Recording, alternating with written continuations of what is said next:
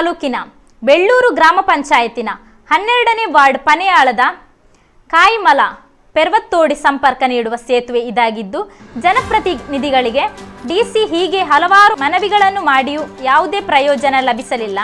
ಮಳೆಗಾಲದ ಸಮಯದಲ್ಲಿ ಶಾಲೆಗೆ ಹೋಗುವ ಮಕ್ಕಳು ತಮ್ಮ ಜೀವ ಕೈಯಲ್ಲಿ ಹಿಡಿದು ಹೋಗುವ ಪರಿಸ್ಥಿತಿ ಬಂದೊದಗಿದೆ. ಇಲ್ಲಿನ ಪ್ರದೇಶವಾಸಿಗಳು ಎಷ್ಟೋ ಸಮಯದಿಂದ ಇದೇ ನರಕಯಾತನೆ ಅನುಭವಿಸುತ್ತಿದ್ದು, ವಯಸ್ಸಾದ ರೋಗಿಗಳನ್ನು ಆಸ್ಪತ್ರೆಗೆ ಕೊಂಡು ಹೋಗಲು ಸಹ ದಿಕ್ಕೇ ತೋಚದಂತಾಗಿದೆ. ಆದಷ್ಟು ಬೇಗ ಜನಪ್ರತಿನಿಧಿಗಳು ಎಚ್ಚೆತ್ತು ಈ ಕಡೆ ಗಮನ ಹರಿಸಿ ಇಲ್ಲಿ ಶಾಶ್ವತ ಸೇತುವೆ ನಿರ್ಮಾಣಕ್ಕೆ ಕ್ರಮ ಕೈಗೊಳ್ಳಬೇಕಾಗಿ ಒತ್ತಾಯಿಸಿದರು.